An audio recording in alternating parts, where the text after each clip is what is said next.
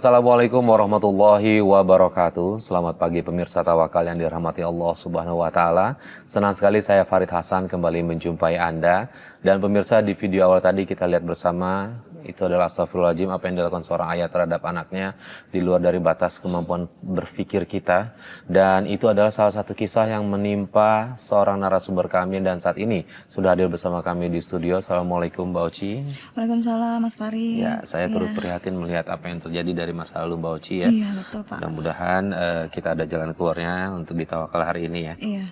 Dan selain Mbak Oci, pemirsa juga sudah hadir bersama kami Ustadz Muhammad Nur Hayat. Assalamualaikum Pak Ustadz. Waalaikumsalam warahmatullahi wabarakatuh. Apa kabar Mas Farid? Alhamdulillah baik. Apa kabar para pemirsa Tawakal di seluruh tanah air? Semoga sehat selalu dan dapat rahmat dan berkah Allah Subhanahu wa taala. Amin ya rabbal alamin. Baik Pak Ustadz, kita tanyakan dulu satu persatu sebelum nanti Pak Ustadz memberikan nasihat kepada Mbak Oci. Nah, Mbak Oci, itu benar yang terjadi yang di video tadi? Itu benar sekali Mas.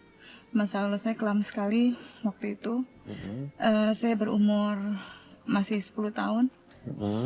Dan saya tinggal bersama saya tinggal bersama ibu saya. Di situ kami tinggal berempat. Aku dan ketiga adik saya. Jadi Mbak Oci yang paling besar? Paling besar. Itu. Kejadiannya berawal setelah ibu saya menikah kembali dengan yang lebih muda dari dia, 10 tahun lebih muda dari dia. Setelah bapak saya meninggal. Oke. Pada saat kejadian itu ibunya Mbak Oci ada di mana? Kejadian itu ibu saya sedang TKW keluar negeri. Keluar negeri. Jadi di rumah itu Mbak Oci sama adik-adiknya Mbak Oci tinggal sama ayah tiri. Iya. Betul. Itu kapan kejadiannya? Waktu itu malam ketika kami sedang istirahat tidur. Saya sedang tidur dengan adik saya yang paling besar umur 7 tahun. Saya ditarik paksa. Dan saya nggak bisa menolak karena ayah tiri saya mengancam saya akan memukuli saya dan memukuli adik-adik saya kalau saya tidak turuti apa kemauan dia. Gitu. Mohon maaf, katanya berkali-kali ya melakukan itu ya? Setiap hari dan berkali-kali. Setiap hari. Pak Ustadz, ini gimana nih Pak Ustadz? Ya Allah, saya sungguh miris mendengar ini Pak Ustadz ya. Seorang ayah tega sekali melakukan itu terhadap anak tirinya dan itu ya Allah masih anak-anak juga Pak Ustadz. Gimana Pak Ustadz? Di umur sekitar 10 tahun ya. Yang dimana saya masih ingin sekolah, melanjutkan masa kanak-kanak saya dan menjaga adik-adik saya masih kecil-kecil. Ya, dan itu direnggut oleh ayah tirinya nih Pak Ustadz. Iya. Gimana nih Pak? Saya hampir tidak bisa berkata-kata melihat peristiwa itu. Pertama, pelakunya adalah ayahnya sendiri. Ayah tiri atau ayah kandung ketika sudah mendapatkan amanah melalui proses pernikahan, maka dia adalah seorang ayah. Hanya dalam konteks bahasa kita atau kultur kita yang menjadikan ada ayah tiri, ada ayah kandung. Nah, dalam konteks tanggung jawab, sejatinya ketika seorang ayah itu mau menikahi ibunya saudara kita saat ini, Mbak Oci, sejatinya mereka harus siap menjadi ayah, siap melindungi anak dan istrinya, serta siap membimbing mereka menuju ke arah yang lebih baik. Tapi faktanya justru di tempat yang harusnya dia mendapatkan keamanan dan perlindungan, tapi dia mendapatkan kekerasan paling keras, kejahatan paling jahat, yaitu diperkosa. Na'udzubillahi min dzalik. Semoga Allah melaknat orang-orang yang demikian. Ya, sebenarnya tidak boleh kita mendoakan keburukan, tetapi karena begitu jahatnya orang semacam ini, saya kira kita tidak boleh mengulangnya. Dan pemirsa di seluruh tanah air harus betul-betul menjadikan perhatian, jangan sampai melakukan kekejian seperti ini. Mbak Oci nggak cerita ke ibu atau saudara gitu yang dilakukan ayah tiri Mbak Oci? Nggak bisa Mas Farid, saya takut pada waktu itu. rasa takut karena saya berkali-kali merasakan, tiap malam merasakan seperti itu, ketakutan. Saya nggak bisa mau mengadu dengan siapa, dan itu saya simpan sampai detik ini. Sampai sekarang. Sampai sekarang. Dan dia mohon maaf melakukan itu sampai umur berapa, Mbak? Nggak lama setelah kejadian itu kan ibu saya mau pulang ke Indonesia. Saya kabur dari rumah, saya titipkan adik saya ke tetangga waktu itu, karena saya ketakutan, karena saya takut dipukul ibu atau saya disalahkan. Karena yang saya tahu, ayah saya pasti nggak bakal mau buat saya gimana lah. Saya nggak bakal mau ngakui lah kesalahannya di mana gitu. Nah ini mohon maaf, ayahnya bekerja? Ayah tirinya bekerja? Tidak. Tidak Yang bekerja? dia hanya kerjanya itu bermabuk-mabukan, main perempuan, nggak tahu, pergi malam mabuk dan selalu seperti itu. Ya, buat kehidupan sehari-hari berarti terima uang kiriman dari ibu? Terima uang kiriman tapi nggak sampai ke saya atau sama adik saya. Jadi dipakai untuk foya-foya dia sendiri. Kita cuma dikasih makan seadanya, nasi, kerupuk dan garam itu aja. Ustadz, ini anak tirinya bisa dibilang sudah masuk anak yatim sebenarnya Pak Ustadz ya? Ya. Nah, selain berbuat zalim dan tidak bertanggung jawab, dia telah memakan harta anak yatim. Padahal dalam Al-Quran disebutkan, memakan harta anak yatim itu sama seperti dengan memakan bara api dalam perutnya. Jadi seandainya Allah membukakan kepada kita pandangan kasyaf, pandangan mata yang terbuka, kalau kita makan harta anak yatim, itu sama dengan makan bara api. Kalau uang dari anak yatim yang kita ambil itu kita belikan sate, lalu sate kita makan, memang rasanya enak rasa sate. Tapi hakikatnya itu adalah bara api yang kita makan.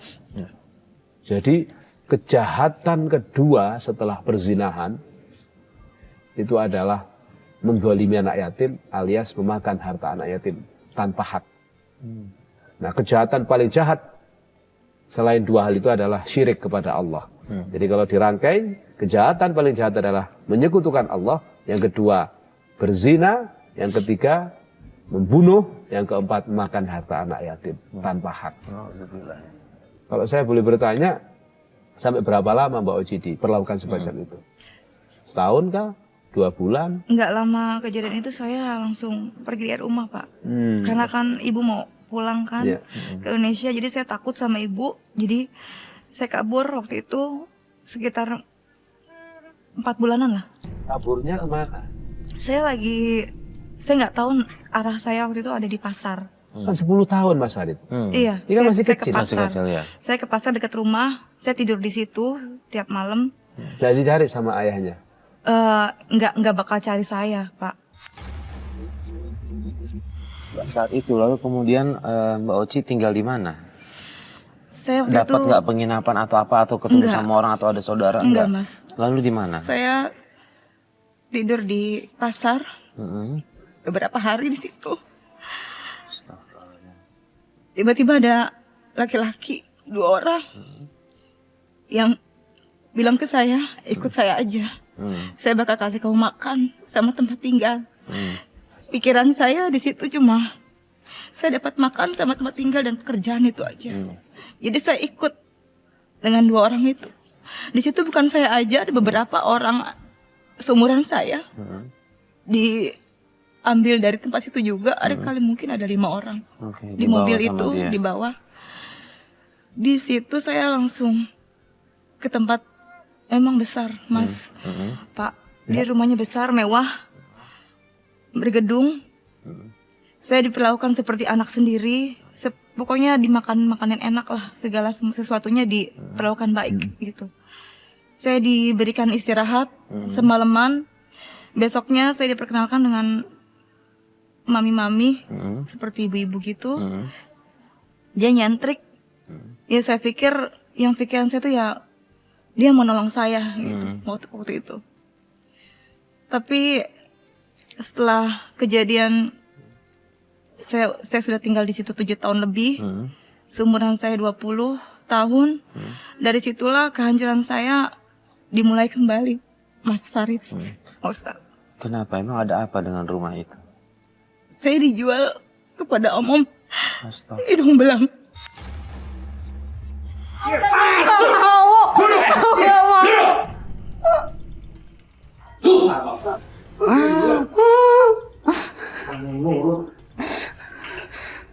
Oci, awas kamu kalau berani kabur. Tapi tante, aku mau pulang. Aku nggak mau di sini. Kamu denger ya, kamu layanin Om dengan baik. Kalau enggak, habis kamu. Halo Mami, mana ceweknya Mam? Mas Aryo. Wah, boleh juga nih cewek cantik. Wah, lagi. Iya dong, anak saya mah cantik semua. Oci, salam Mas Aryo. Kenalan dong. Masih nggak mau dia. Gimana? Oke kan? Oke, sip. Ini gue bayar ya, mahal. Oh, Gimana? Oci, kamu layanin Mas dengan baik ya. Oke. Boy, cabut. Kasih ya. Siap. Ayo sayang. Ayolah sayang. Aku nggak mau. Pak Ustadz, ya ini artinya kalau berdasarkan ceritanya Mbak Oci, dari pandangan saya dan penilaian saya adalah ini dia masuk ke dalam penampungan untuk prostitusi nih Pak Ustadz. Ya, human trafficking lah ya. Ya, sudah jelas dijual kepada om-om untuk memuaskan nafsunya. Ya Allah, ini bagaimana nih Pak Ustadz nih? Orang yang melakukan praktik seperti itu. Mas Farid, Ya. ini pelajaran penting untuk kita semua dan untuk para pemirsa Tawakal di seluruh tanah air. Hati-hati dengan tawaran orang-orang yang tidak kita kenal. Yang seolah-olah memberikan segalanya tapi pada akhirnya itu semua menjadi jebakan. Yang tidak bisa kita kembalikan, akhirnya kita hanya bisa pasrah. Apa yang dialami oleh Mbak Oci ini pelajaran penting tentang human trafficking melalui prostitusi. Jadi kalau Mas Farid bertanya dosa apa yang diperlakukan oleh para germo-germo ini dan apa siksanya Allah, tentu jawabannya ini adalah dosa besar dan sangat besar sekali. Karena ini perzinahan yang terstruktur. Berzina saja itu dosa besar. Apalagi perzinahan yang terstruktur dalam rangka untuk mengeksploitasi orang lain. Dan mengambil keuntungan di situ Pak. Mengambil keuntungan salah satunya. Ini adalah dosa besar di atas besar kalau saya bisa katakan. Na'udzubillah. Tidak hanya dia dosa memfasilitasi prostitusi itu sendiri, tetapi dia dosa melakukan slavery, perbudakan. Intinya kan karena keserakahan dia, tidak mau kerja dengan sungguh-sungguh, tidak mau kerja keras, inginnya enak tapi dapat uang. Tapi caranya menjual orang lain. Maka menjual orang lain itu kan perbudakan, slavery. Kalau dalam bahasa hukum kita sekarang adalah human trafficking. Menjual belikan manusia. Padahal manusia itu dalam Al-Quran sudah ditegaskan, walaqad karramna bani Adam. Siapapun dia, selama dia manusia, wajahnya seperti kita, punya akal, dia harus dimuliakan. Karena Allah sendiri sudah memuliakan dia. Tidak peduli kafir atau muslim, selama manusia tetap harus dimuliakan. Itu adalah ketentuan Al-Quran, perintahnya Allah Subhanahu wa Ta'ala. Nah, kalau ada orang yang tega melakukan slavery, perbudakan atau human trafficking seperti yang dialami oleh Mbak Oci ini, saya kira itu adalah sebejat-bejatnya orang. Kalau Mas Farid tanya azabnya seperti apa, itu pasti paling keras azabnya di sisi Allah Subhanahu wa Ta'ala. Nah, siapa yang dosa? Semua yang terlibat.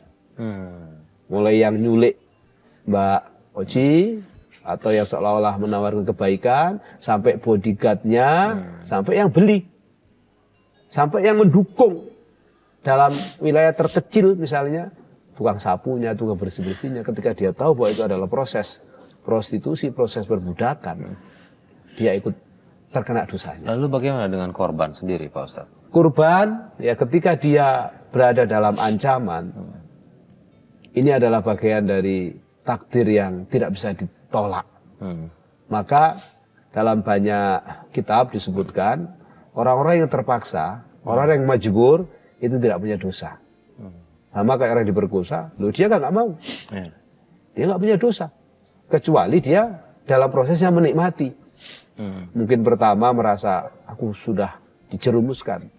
Akhirnya dia merasa tidak nyaman, dia menyesal, tapi lama-lama enak juga lah daripada dari kerjaan susah, udahlah kita nikmati aja. Itu baru hitungan dosanya masuk. Ketika dia sudah mulai merasakan kenikmatan itu dan merasa nyaman dengan pekerjaan itu, baru dia berdosa.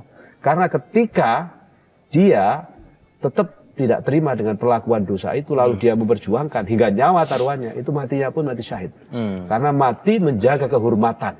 Karena banyak sejarah menceritakan tentang bagaimana keimanan para perempuan-perempuan salihah, mulai dari istrinya Fir'aun, Sayyidah Asiyah. Hanya karena beriman mengatakan, asyhadu an la ilaha illallah, saya beriman dan bersaksi tidak ada Tuhan selain Allah. Dia harus dibunuh oleh suaminya sendiri, seorang raja di Mesir saat itu, yaitu Fir'aun.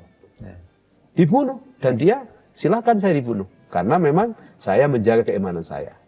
Begitu juga perempuan-perempuan solihah yang lain. Mereka rela mengorbankan nyawa demi menjaga kehormatan dan keimanannya. Nah, artinya ketika kondisi ini terjadi kepada para pemirsa dimanapun berada, seperti yang dialami Mbak Oci, taruhannya ada dua. Mau tetap menjaga kehormatan dengan nyawa, rasio dan taruhannya misalnya, atau justru terhanyut mengikuti permainan itu, resikonya akan kembali kepada kita. Oke. Nah, Mbak Oci, di situ Mbak Oci artinya dikaryakan oleh mucikarinya ya, oleh maminya itu ya, maminya itu. Mohon maaf, itu semua diambil atau ada juga dibagiin ke Mbak Oci juga hasil? Seperti apa hasilnya? Saya nggak mendapatkan uang sama sekali. Hanya mungkin kebutuhan Mbak Oci aja, misalnya Mbak Oci butuh apa, hanya kebutuhan aja. dia kasih, butuh apa dia kasih. Itu sampai berlangsung berapa tahun? Itu ada sekitar 3 tahunan. 3 tahun lebih. Ya Allah, itu harus selalu ada pergolakan itu di dalam hati Mbak Oci ya. Kemudian Mbak Oci nggak pernah berusaha untuk kabur? Pernah. Kemudian? Saya kabur pernah. Karena kemarin sebelum besoknya saya kabur itu, saya ada pendarahan hebat. Karena melayani Om Hidung Belang itu beberapa kali pendarahan hebat. Saya sakit. Akhirnya saya dipulangin ke rumah mami kan malamnya, dibawa bodyguard 1 orang. Saya dipaksa lagi untuk melayani om-om itu lagi, didandanin cantik. Dari situ mami memang lagi belum bangun kan, masih pagi. Jadi saya masih siap-siap. Jadi saya nyelinap karena kan masih pagi kan, mereka masih sibuk sendiri gitu. Saya kabur lewat pintu samping. Ternyata saya kepergok.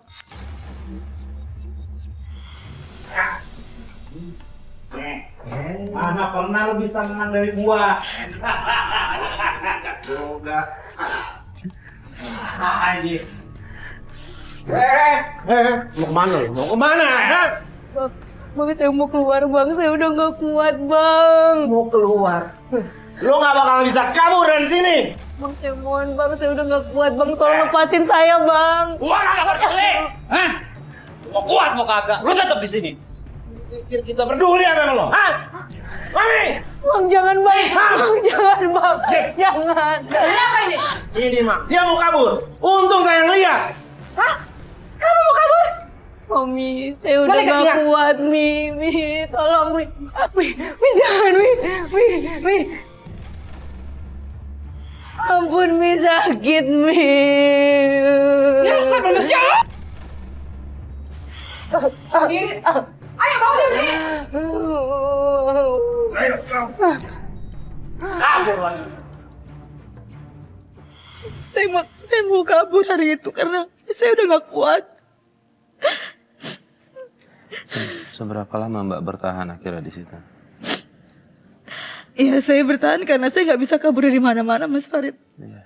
Sampai ada laki-laki yang memang baik datang ke rumah Mami. Kita dideretkan lah, ada 5 orang. Dipilih lah salah satu dari kami. Laki-laki itu pilih saya. Dibawalah saya. Mami percaya sama dia karena bayarannya lebih besar dibanding orang-orang sebelumnya. Sama sekali dia nggak pernah nyentuh saya, Mas. Dia nggak menyentuh saya. Dia hanya ngasih tahu bagaimana perasaan kamu tinggal di rumah itu. Saya bilang saya sakit. Dan saya pun sekarang lagi sakit. Saya udah gak kuat. Kita udah ketemu udah beberapa kali sama dia. Udah saling sayang. Ada kali seminggu 2 kali dia selalu datang nemuin saya hanya untuk ngobrol. Dia tidak pernah nyentuh saya. Dan sewaktu itu dia ada niat untuk bawa kabur saya. Kita langsung pergi keluar kota untuk kabur berdua dan nggak ada kabar sama sekali ke mami. Dari situ saya seperti lega, Mas Farid. Itu. Ya. Pak Ustadz, ada mungkin nggak Allah mengirim hambanya untuk menyelamatkan hamba yang satunya lagi nih Pak Ustadz? Sangat mungkin. Jadi Allah itu berkehendak semaunya Allah. Makanya kita sebagai seorang hamba kalau menghadapi masalah apapun memang jangan sampai lepas dari Allah. Caranya kita selalu zikir, ingat kepada Allah, sekaligus kita berdoa. Dalam kondisi keterpaksaan apapun, kalau kita berdoa, Allah pasti akan mengabulkan doa kita. Nah ini yang seringkali tidak kita sadari. Dalam kondisi terjepit kadang kita lupa diri dan lupa daratan. Seolah-olah kita tidak punya Tuhan lagi. Sehingga kalap. Dan saya tidak sedang menghakimi Mbak Oji. Mungkin saat itu Mbak Oji tidak ingat Allah. Misalnya saya enggak. Tapi justru saya yakin saat itu Mbak Oji setiap saat berdoa kepada Allah. Agar diberikan kemudahan untuk lepas dari belenggu Syaitoniyah ini. Belenggu yang sangat menjerumuskan. Makanya diutuslah laki-laki yang baik tadi. Dan dalam sejarah Islam, dalam kitab-kitab klasik, banyak sekali cerita yang semacam ceritanya lelaki yang dikirim oleh Allah kepada Mbak Oji. Ada seorang wali, kekasih Allah, tiap malam dia itu beli minuman. Semua minuman. Di bar-bar kalau zaman sekarang, kalau itu di kedai-kedai, itu dibeli. Sampai seluruh orang kampung tahu bahwa lelaki yang suka beli ini orang bejat. Padahal ini kekasih Allah. Orang yang sangat takut kepada Allah, orang yang sangat sayang kepada Allah, dan sangat taat ibadahnya. Hanya tidak diketahui oleh masyarakat. Masyarakat tahunya tiap hari dia ke beli aja. Bar. Kalau sudah ke bar di zaman itu ya sudah dipikirkan ya zina, bawa khomer dan seterusnya. Dan memang betul, dia pulang selalu bawa gentong-gentong khomer. Dianggap oleh manusia pada umumnya, wah, tidak cukup dia makan dan minum serta berbuat zalim, berbuat zina di dalam kafe, tetapi dia sampai bawa khomer atau minuman keras itu sampai ke rumahnya. Tapi apa yang terjadi sesungguhnya? Dia membeli khomer dari hasil kerja kerasnya di siang hari hanya untuk biar tidak ada banyak orang yang mabuk akibat dari minuman khomer yang tidak habis itu. Masya Allah. Kerja keras hanya untuk beli khomer, dibawa ke rumahnya untuk dimasukkan ke dalam tong WC, dimasukkan ke dalam kotoran, selokan yang ada di rumahnya, alias dibuang. Tidak ada yang tahu kecuali hanya Allah dan istrinya. Akhirnya singkat cerita orang ini meninggal. Dan pandangan masyarakat tetap bahwa orang ini adalah orang jahat, orang suka ke bar, kafe, berzina, minum-minuman. Ketika mati tidak ada yang mau nyolati, tidak ada yang mau menghormatinya. Sampai akhirnya bingung, mau diapain ini orang sudah mati. Biasanya kan kalau dalam Islam kalau orang mati itu kewajibannya adalah harus dimandikan, dikafani, disolati dan dikuburkan. Ini nggak ada yang mau orang kampung karena ini dianggap orang fasik. Tapi Allah Maha tahu karena ini kekasih Allah. Allah bikin mimpi kepada raja. Raja saat itu bahwa ada orang soleh yang mati yang tidak ada mau menyolati. Kamu berangkat ke sana, kami yang solati. Dan bapak ini yang setiap malam ke kafe beli minuman lalu dibuang ke WC atau ke selokan di rumahnya, itu pernah bilang sama istrinya, sayang jangan khawatir, nanti kalau saya mati, yang nyolati saya ini nanti seorang raja. Istrinya nggak percaya, bagaimana kamu mati nanti disolati seorang raja? Ternyata kejadiannya betul bahwa ketika dia meninggal dunia, saat orang-orang nggak mau nyolati, raja datang. Karena diarahkan oleh Allah melalui mimpi.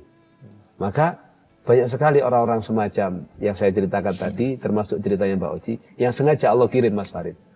Jadi boleh dan sangat mungkin Allah mengirim orang-orang untuk menyelamatkan kejadian-kejadian mengenaskan yang dialami oleh Mbak Oci. Ya, dan Pak Ustadz yang kurang lebih mirip karena Mbak Oci juga cerita ke tim kita bahwa akhirnya menikah dengan laki-laki itu yang menyelamatkan Mbak Oci. Cuma Allah lebih sayang sama laki-laki itu. Dia dipanggil sama Allah, meninggal. Ada berapa anak Mbak Oci dari dia? 2. Artinya Allah menitipkan anak yang mudah-mudahan bisa membantu orang tuanya. Dan juga ada satu lagi permasalahan adalah Mbak Oci ini juga selain kangen sama suami juga kangen sama ibunya Pak Ustadz. Ya, ibu juga sudah meninggal ya. Sudah meninggal pas kami mau menikah, sehari mau menikah. Kami pulang ke kampung dulu. Ternyata adik-adik sudah tinggal sama tante saya. Jadi ibu sudah meninggal. Sudah meninggal. Sudah meninggal. Kegalauan Mbak Oci datang ke Tawakal adalah gimana Mbak Oci selagi masih bisa hidup sekarang gitu. Doa apa yang bisa Mbak Oci panjatkan untuk orang tuanya dan juga untuk suaminya nih Pak Ustadz. Saya bisa merasakan dan sekaligus menjadi doa saya dan doa kita semua Mas Farid. Saya minta doa kepada para pemirsa Tawakal di seluruh tanah air. Mari kita doakan suaminya Mbak Oci. Semoga ikhtiar dia menyelamatkan Mbak Oci dari dunia prostitusi mendapat pahala yang besar di sisi Allah. Karena menurut keyakinan saya sangat luar biasa apa yang dilakukan oleh suaminya Mbak Oci. Berapa kali dia menyewa Mbak Oci tapi sentuh pun tidak. Justru menyelamatkan Mbak Oci untuk dikembalikan menjadi manusia seutuhnya. Sampai akhirnya punya anak. Tidak semua orang mampu untuk bersikap seperti suaminya Mbak Oci loh. Mas Farid aja belum tentu mau. Ya jelas orang yang sudah ditidurin banyak orang misalnya, tapi kita kawin. Itu butuh kebesaran hati. Maka sebagai sesama kaum muslimin saya berdoa kepada Allah semoga Allah merahmati dan mengampuni salah khilafnya beliau dan Allah mencatat sebagai kebaikan yang tak terkira dari ikhtiarnya menyelamatkan Mbak Oci dari dunia prostitusi. Karena dia sudah menyelamatkan satu nyawa. Padahal dalam Al-Quran disebutkan barang siapa yang menjaga satu nyawa, menyelamatkan satu nyawa, sama seperti menyelamatkan seluruh umat manusia. Sebaliknya, barang siapa yang membunuh satu nyawa, maka ia ibaratnya sudah seperti membunuh seluruh umat manusia. Nah, cara bagaimana Mbak Oci berterima kasih, Mbak Oci masih rajin sholat kan? Masih. Setiap habis sholat, bacain Fatihah. Iya Pak. Kalau tidak bisa bahasa Arab, ila hadratin Nabi Mustafa Sayyidina Muhammad sallallahu alaihi wasallam, ila hadratir ruhi siapa? Pakai bahasa Indonesia. Ya Allah, aku minta kepadamu semoga bacaan surat Fatihah ini pahalanya kau berikan kepada suamiku, kepada ibuku. Insya Allah itu akan sampai dan itu akan menjadi kebahagiaan yang tidak terkira. Mungkin sebagian orang yang tidak percaya dengan itu, tapi biarkan yang tidak percaya. Tapi percayalah bahwa itu semua sampai. Dalilnya banyak, Qur'annya ada, hadisnya ada. Yang kedua, kalau Mbak Oci punya rizki, sodakohkan. Rizki itu atas nama suami, atas nama ibu. Itu tidak akan mengurangi sedikit pun pahalanya Mbak Oci. Contoh, Mbak Oci punya uang 1 juta. Saya berniat sodakoh ini untuk suami saya, untuk ibu saya. Apakah bangun masjid, apakah ngasih makan anak fakir, anak miskin, anak yatim. Semua akan sampai pahalanya. Ketika niatnya itu untuk kita sedekahkan pahalanya demi suami atau ibu.